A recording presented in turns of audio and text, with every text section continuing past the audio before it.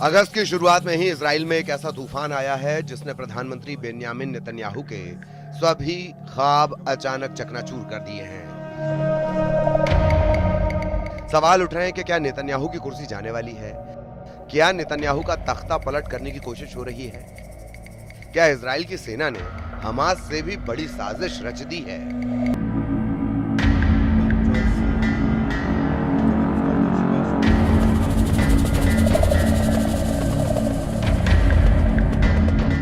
इन सवालों के साथ इस वक्त इजराइल में सबसे ज्यादा चर्चा हमास की नहीं, गजा के ग्राउंड ऑपरेशन में मरने वाले इजरायली सैनिकों की नहीं, ना ही ईरान और उसकी बहुत ही खतरनाक मिसाइलों की हो रही है।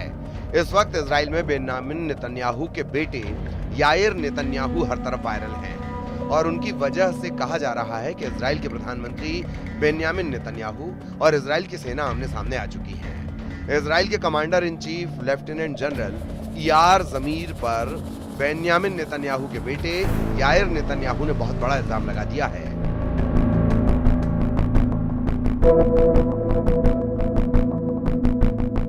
अमेरिका में रहने वाले याइर नेतन्याहू के एक ट्वीट से उनके पिता बेन्यामिन नेतन्याहू का तनाव इजरायली संसद की 6ठी मंजिल पर पहुंच चुका है। हिब्रू भाषा में किए गए इस ट्वीट में क्या लिखा है, बहुत गौर से समझिएगा।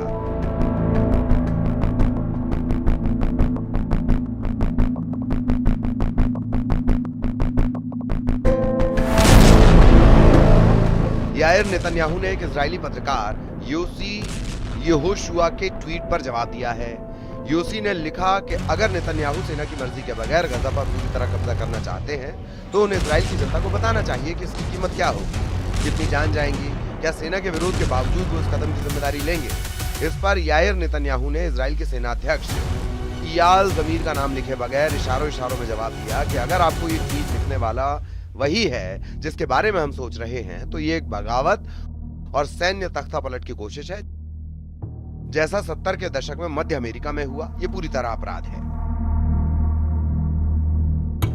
इजराइल में नेतन्याहू और वहां के सेनाध्यक्ष लेफ्टिनेंट जनरल यार जमीर के बीच लगातार खींचतान अब सतह पर आ चुकी है।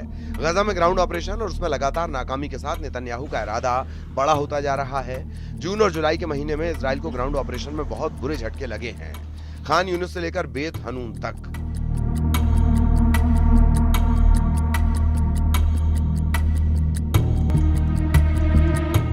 इजराइल के कई कमांडो मारे गए, लेकिन 650 दिन के इस युद्ध को और तेज करने का नेतन्याहू का इरादा अटल है। उधर इजराइल के पीएम नेतन्याहू का कहना है कि गजा में दुश्मन को पूरी तरह से हराना, सभी बंधकों को रिहा कराना और सुनिश्चित करना कि आगे गजा इजराइल के लिए खतरा ना रहे। हम इसमें कोई लक्ष्य नहीं छोड़ेंगे, हम अपने सैनिकों की कुर्बानी के जरिए इसे पूरा करेंगे।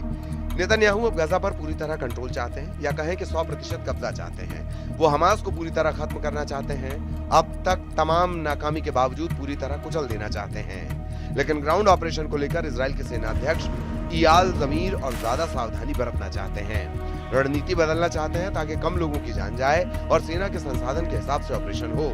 जनरल जमीर राजनीतिक दबाव में ऑपरेशन नहीं करना चाहते, यानी नेतन्याहू और जनरल जमीर अब गजा में ऑपरेशन को लेकर पूरी तरह आमने सामने आ चुके हैं। ये टकराव इजराइल में सेना और सरकार के बीच सबसे खतरनाक टक्कर मानी जा रही है। इजराइल के सेनाध्यक्ष लेफ्टिनेंट जनरल जमीर अब गजा में लंबे ऑपरेशन के नतीजों को लेकर सरकार से साफ रुख चाहते हैं, क्योंकि 650 दिनों की इस जंग में अब तक इजराइल की कामयाबी पर कई धब्बे लगे हुए हैं।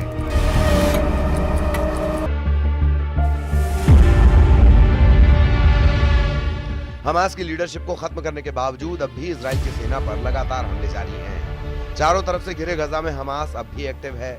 हमास की सुरंग भी जिंदा है और उन्हीं सुरंगों में अब इजरायली बंधकों के वीडियो वायरल किए जा रहे हैं। उसमें नेतन्याहू की नीति को सवालों के घेरे में खड़ा कर दिया है।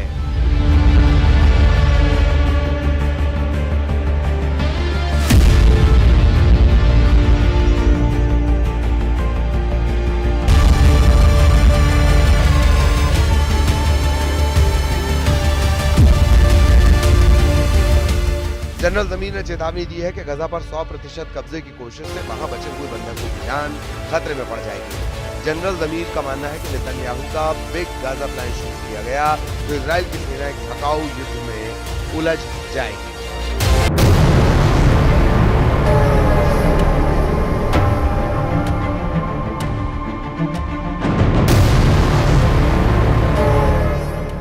वार्निंग साफ है कि मौजूदा हालात में इजराइल अपना मकसद हासिल नहीं कर पाएगा, क्योंकि इजराइल में सैनिकों की कमी है। इसीलिए कुछ अभियानों पर असर पड़ सकता है।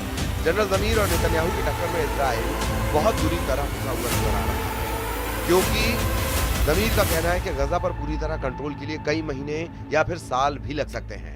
ऐसे युद्ध के लिए हजारों रिजर्व सैनिकों की जरूरत पड़ेगी। यही वजह है कि इजराइल की सेना गजा में हमास के खिलाफ मिनी ओरानीम नाम की रणनीति अपना रही है।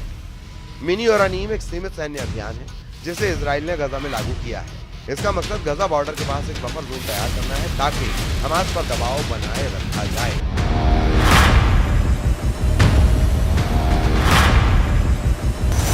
और बंधकों की रिहाई या किसी बेहतर समझौते की दिशा में आगे बढ़ा जा सके। अभी 75% गजा पर इजरायली सेना का कब्जा है, जबकि दक्षिण में कुछ हिस्से अब बचे हुए हैं जहां फिलिस्तीन के लोग सिमट कर रह गए हैं। लाखों लोग गजा के कोने में हैं और उनके सामने खाने पीने की दिक्कत बढ़ती जा रही है। उन तक अरब देशों से भेजी जा रही मदद भी नहीं पहुंच रही, लिहाजा आसमान से कुछ हद तक सप्लाई पैराशूट से गिराई गई है, जबकि जमीन के रास्ते अब भी खाना नहीं पहुंच रहा, क्योंकि इजरायली सेना का ब्लॉकेड बरकरार है। इन सब के बीच नेतन्याहू पूरे गजा पर कब्जा करना चाहते हैं। नेतन्याहू एक तरह से जनरल जमीर पर आरोप लगा चुके हैं कि गजा में ऑपरेशन को लेकर वो बेरुखी दिखा रहे हैं।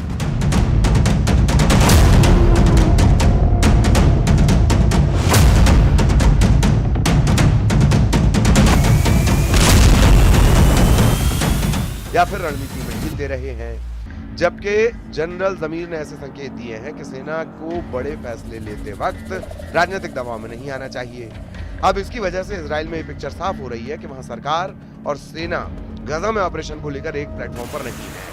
अब तक हमास और इजराइल के युद्ध में नेतन्याहू ने फ्रंट फुट पर जाकर फैसले लिए हैं। हमास को खत्म करने के इरादे से पूरे गजा को मिट्टी में तब्दील किया है। इजराइल के ऑपरेशन में 60,000 से ज्यादा लोगों की मौत हो चुकी है। रोजाना 28 बच्चों की जान जा रही है और बमबारी की वजह से 1.5 लाख से ज्यादा लोग घायल हैं। जबकि गजा में मेडिकल सुविधाओं का इतना बुरा हाल है कि अस्पताल में न इलाज के लिए दवाएं हैं, न ही उनको भर्ती करने के लिए कोई जगह।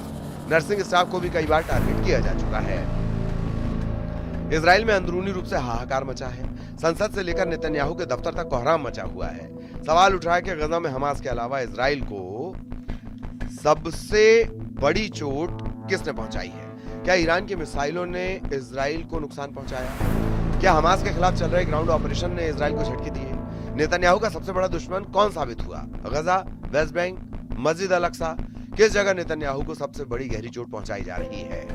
देखा जाए तो नेतन्याहू के लिए चैलेंज बढ़ता जा रहा है। गजा में ग्राउंड ऑपरेशन को लेकर इजराइल के अधिकारी नेतन्याहू के फैसलों पर सवाल उठा रहे हैं। पिछले कुछ महीनों में नेतन्याहू कैसे अपने घर में गिरे, उसे समझने की जरूरत है।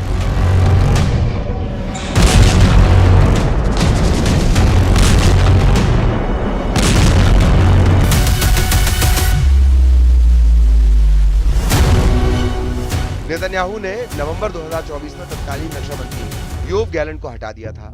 इसके बाद जनरल जमीर से पहले आईडीएफ चीफ रहे हर्जी हलेवी ने मार्च 2025 में इस्तीफा दिया था। नेतन्याहू आंतरिक खुफिया एजेंसी शिन बेत के प्रमुख रोनन बार को हटाना चाहते थे, लेकिन कोर्ट ने इस पर रोक लगा दी। लेकिन नेतन्याहू के 2 कट्टरपंथी सहयोगी वित्त मंत्री बेजालेल एम्स्टोरिच और राष्ट्रीय सुरक्षा मंत्री इतामार बेन गुविर अब गजा का इजराइल में विलय करने की मांग कर रहे हैं। वो वहां इजरायली बस्ती बसाना चाहते हैं। इजराइल के सिक्योरिटी मिनिस्टर ने कह दिया है कि पूरा गजा अब इजराइल में मिला लिया जाएगा। लेकिन क्या ये इतना आसान है? वैसे गजा को लेकर नेतन्याहू पर पड़ रहा दबाव अब व्हाइट हाउस में भी देखा जा सकता है।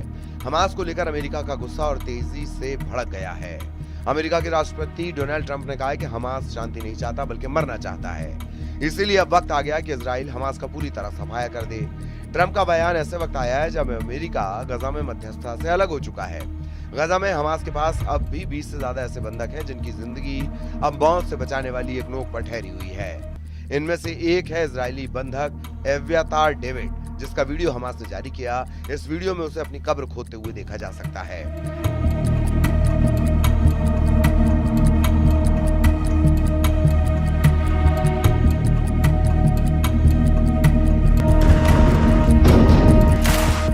हमास के कब्जे में बाकी लोगों का हाल भी डेविड जैसा ही होगा और सबकी जान खतरे में होगी। यही डर पूरे इजराइल को सता रहा है। यही वजह है कि इजराइल की सड़कों पर आए दिन नेतन्याहू के खिलाफ प्रदर्शन होते हैं। लोग पोस्टर लेकर इकट्ठा होते हैं। उनकी मांग है कि इजरायली बंधकों की फौरन रिहाई हो और इसके लिए किसी भी सूरत में युद्ध को खत्म किया जाए और बंधकों को वापस लाया जाए। 7 अक्टूबर को हमास के हमले के दौरान 251 इजरायली बंधक बनाए गए थे। इस वक्त हमास के कब्जे में 22 बंधक बाकी हैं। तेल अवीव में एव्यातार डेविड के पोस्टर लेकर हजारों लोग प्रदर्शन करने उतरे। ऐसी तस्वीरों से ज्यादा नेतन्याहू को अब इजराइल के सेनाध्यक्ष तनाव दे रहे हैं, क्योंकि जो एक्शन नेतन्याहू चाहते हैं उस पर इजराइल की सेना राजी नजर नहीं आ रही। जब से नेतन्याहू के बेटे ने जनरल जमीर पर गंभीर आरोप लगाते हुए ट्वीट किया है, तब से सवाल उठ रहे हैं कि क्या इजराइल में नेतन्याहू की कुर्सी जाने वाली है? क्या नेतन्याहू का तख्ता पलट करने की कोशिश हो रही है? क्या इजराइल की सेना ने हमास से भी बड़ी साजिश रच दी है?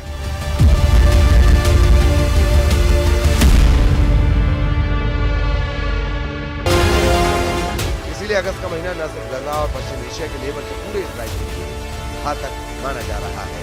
खासकर नेतन्याहू के राजनीतिक करियर के सामने अब इजराइल के जनरल जमीर बारूद से नजर आ रहे हैं।